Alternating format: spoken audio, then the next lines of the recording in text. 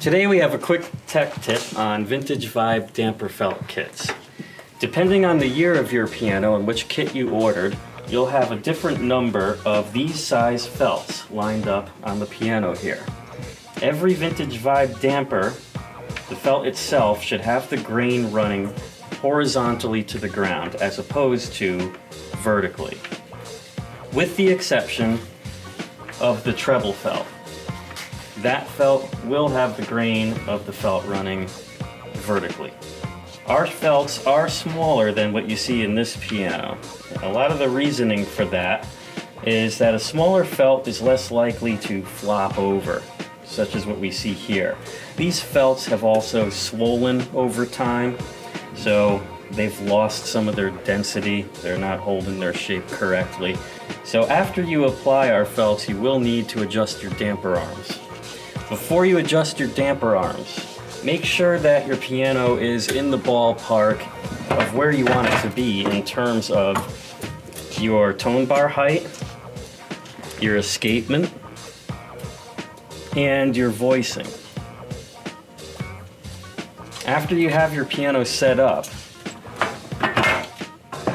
roughly, think of voicing a Rhodes piano as in passes, and you gradually hone in on your final product. Then you can adjust your damper felts by simply bending the damper arm from the point of the bridle strap.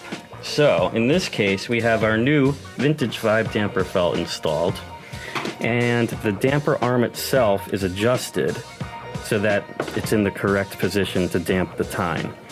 Now here would be an example. If, for instance, your felt is too high, you just simply bend down.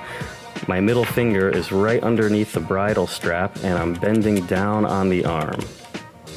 And that brings it down. And if I needed to bring it back up, let's say, for instance, this was the proper height, and we're looking at the top surfaces of the damper felts, then I would simply bend this way. Generally speaking, your damper felts, once adjusted, should be looking relatively even across the piano. Things you'll want to consider are what we like to call lost motion. So for instance, if I lift the harp, you can see that this damper felt is still contacting to a certain point. Now, the more lost motion you have, the tighter damper response you'll get.